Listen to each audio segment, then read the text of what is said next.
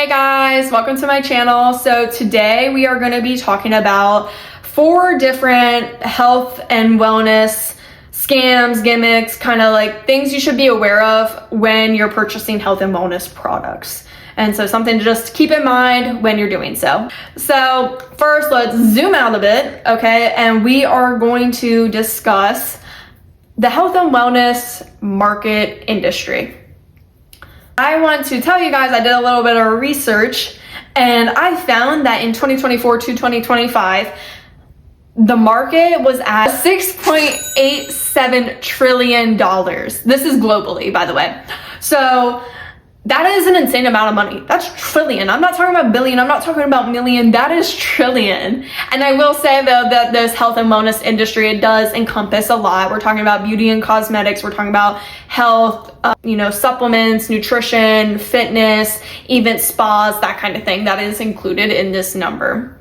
And also I will put the link to where I got this information from in the description below. So check that out if you are interested. So currently at $6.87 trillion.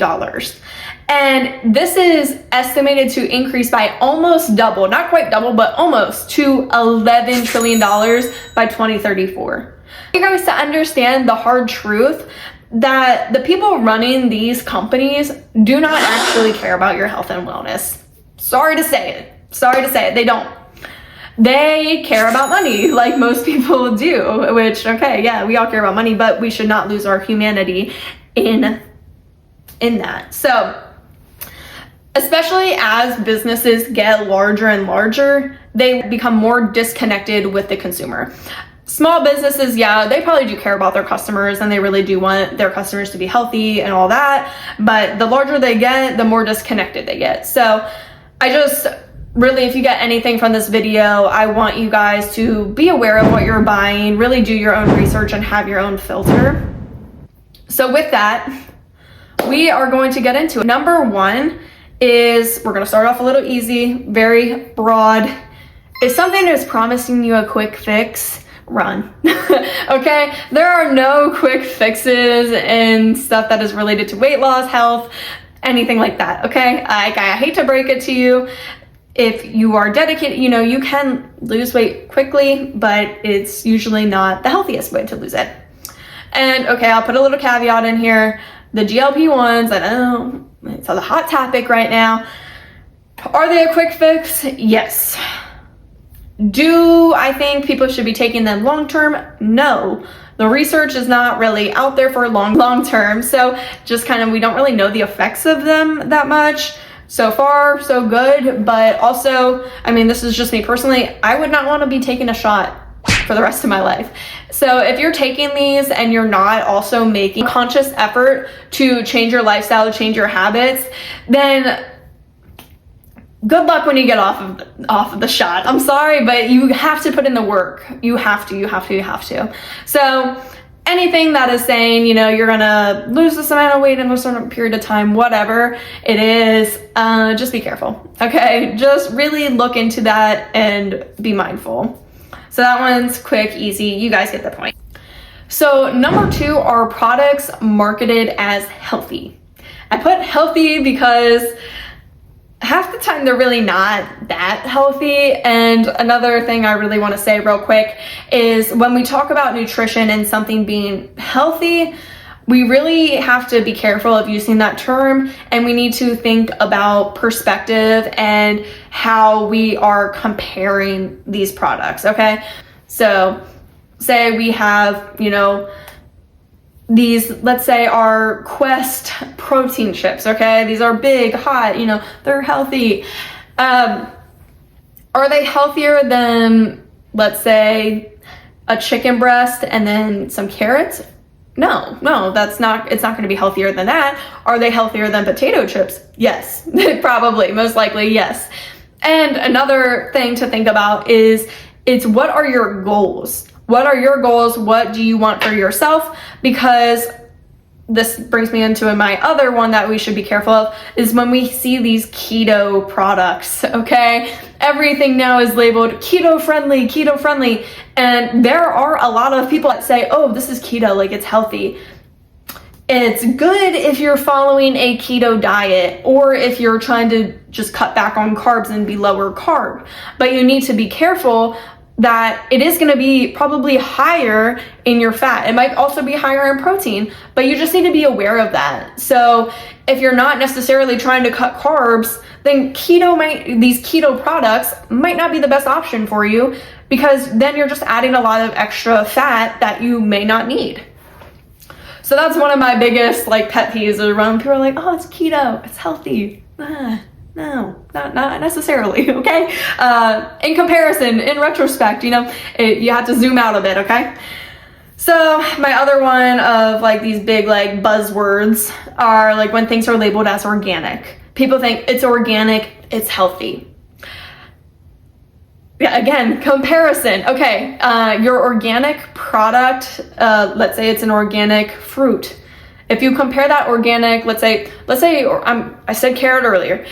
Let's say you're talking about organic carrot versus conventionally grown carrot. Health-wise, you got to break it down a little bit. Nutrients, same, okay? Nutrients, same. Calories, same. All of that, same, okay? Then if you want to look at how it affects the environment, in the small ways that organics stuff is grown now, it is more environmentally friendly. But if you were to expand and everything were to be grown organically, it is not as good for the environment as people like to believe, okay? So that, again, perspective. Price, you're just paying a lot more for this. The only really thing that I have found, and I have looked into this quite a bit, is that organic, when we're talking about fruits and vegetables, are lower in pesticides, okay? They're lower in pesticides, herbicides, whatever. So that is one thing, that they are lower in pesticides, and that's good, So if that's something you're really concerned about, then yes, go with the organic. But if you're really I'm gonna just wash off my fruits and vegetables, what doesn't kill me makes me stronger, we're good, then I say go with the conventionally grown. Another thing with organics is it does kind of depend on if you're talking about fruits and vegetables versus animals. I will say animals are probably the best bet of organic. I would personally prefer organic, but I'm on a budget, so we're going with the non-organic, okay? Or not farm, whatever, pasture raised, whatever. Actually, I live in Kansas. We buy from a local ranch, actually, so we're kind of good there sometimes. But done with that little nuance there. Other thing is the polyphenols. They have found in organic, those are a little better, a little higher, and that's due to not using those pesticides, herbicides. Because they don't use those pesticides and herbicides, the insects will kind of munch on the leaves or whatever. So when they grow back, that increases the polyphenols, and those polyphenols are a lot of your antioxidants. So good things for us. Okay, so be mindful of your organic. That kind of comes to personal preference, but I will tell you the calories and the nutrients are the same. Let's talk about low fat, low carb. See, this is probably the longest thing we're talking about right now, so bear with me. So we have low fat, low carb.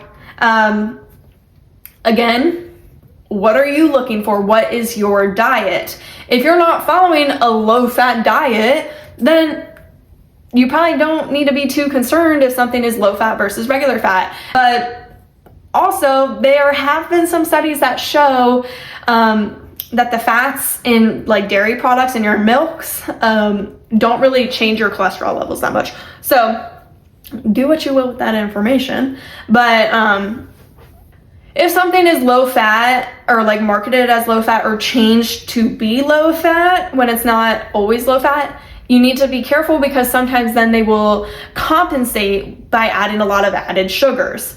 Same thing with if it's low carb, same but opposite. So with low carb, if something is changed so it's lower in carbs, they will add more fats so it still has that good taste and people still enjoy it. So that is your low carb, low fat, kind of what I have to say about that. Along the same lines of the low fat, low carb is like when things say they're cholesterol free.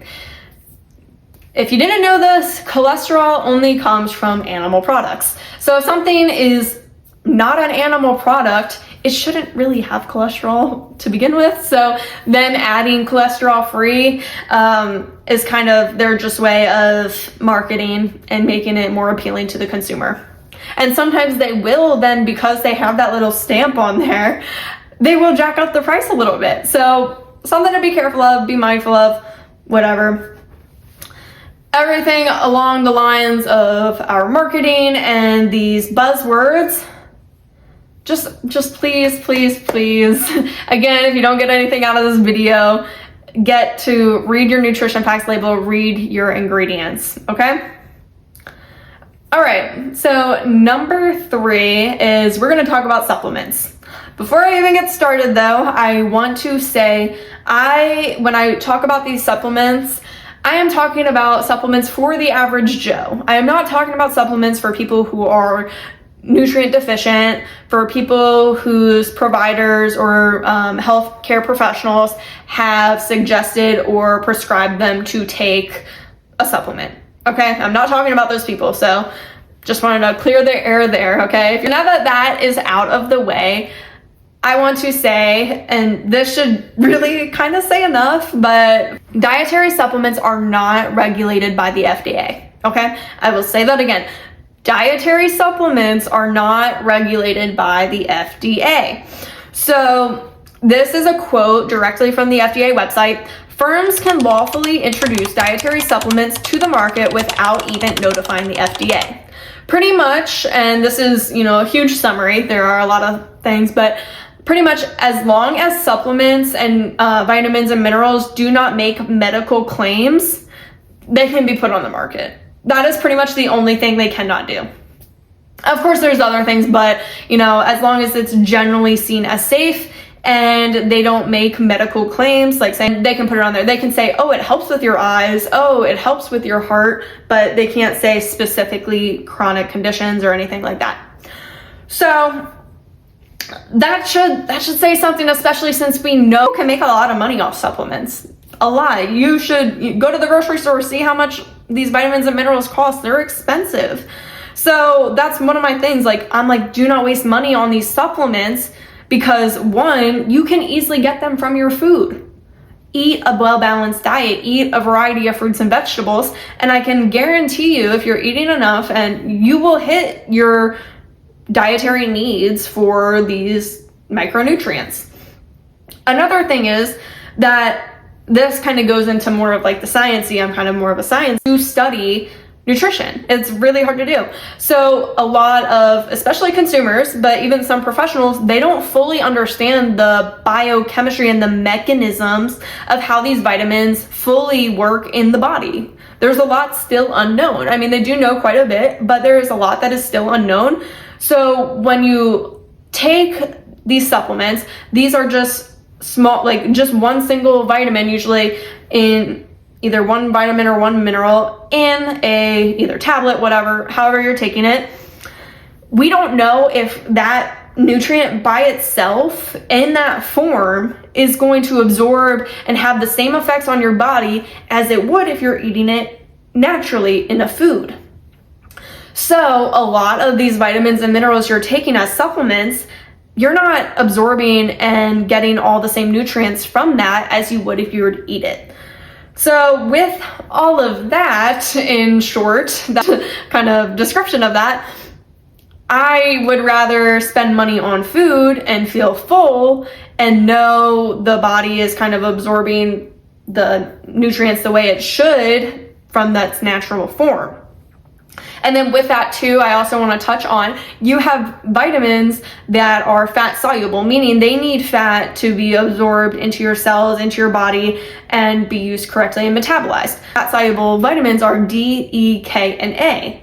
So a lot of the foods that you get D, E, K, and A in are also have some content of fat in them, complementary of each other.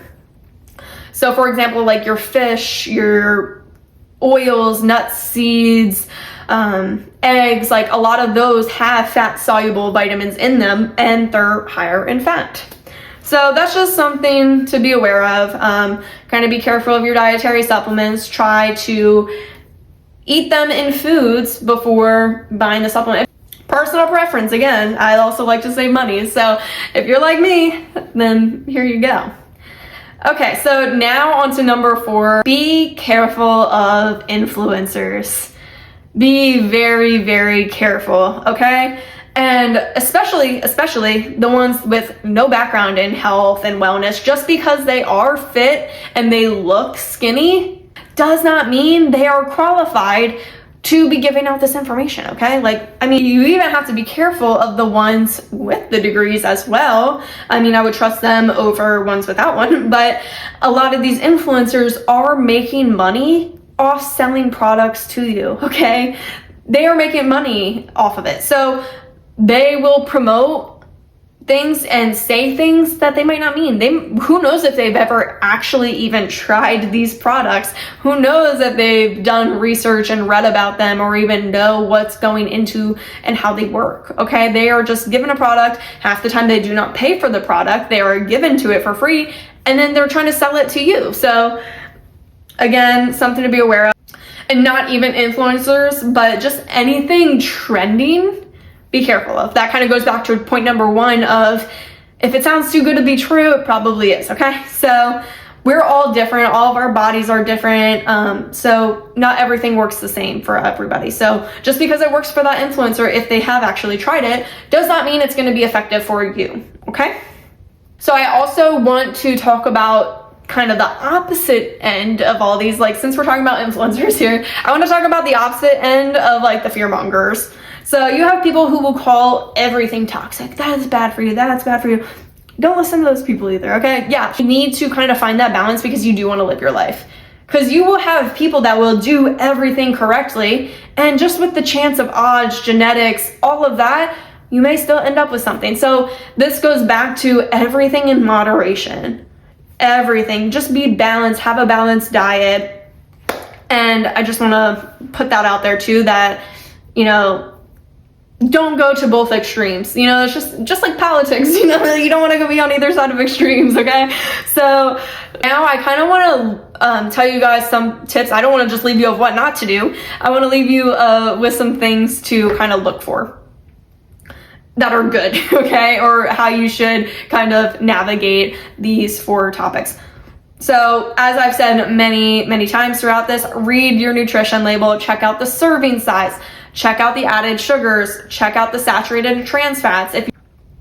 Watch out for your sodium. Again, yeah, sodium's really bad in excess, okay? You need like 2,300 milligrams. That should be like, you should not go over that a day, or over that in multiple days in a row kind of thing. So that kind of, me making these like distinctions of like applying that is because there are gonna be days where I say, okay, yeah, I kind of want to go out, or I'm traveling, I'm on the road, yeah, I'm gonna stop at and get a Big Mac and get some fast food, and those fast foods are really high in sodium, okay? So there are days you're gonna go over these things, and that's okay. Don't beat yourself up over it, just get back on track the next day whenever you can. And then also just being aware of calories. So if you haven't heard, there's kind of like this rule of thumb of, if you can't say the ingredient, it's probably not good for you. I don't necessarily agree with that, because a lot of products will have these like long scientific names. So a lot of these like longer names, they're just different names for either vitamins and minerals. They're different like compounds of them when they specifically put them in this format or, you know, structure, because they know in the body it will then be broken down into the structure that it needs to be in. So that's kind of something like, take that with a grain of salt. When people say, oh, if it says take it with a grain of salt. Some of us have phones, Google it. That whole thing with Celsius and the cyanocobalamin, oh gosh, can't pronounce these things. I can read them, but I can't pronounce them. The cyanocobalamin, that's just B12, but people were all on this thing like it's sludge, da da da da da. That's like a different form of it. Like, that's why I'm saying you really need to be careful. It's like Adderall and meth. It's kind of the same thing, but it's not. So just be mindful, do your research, okay? There's another, you know, lesson to this video is do your research, even if it's a quick Google, okay? Make sure the source is all right. But so that's another thing.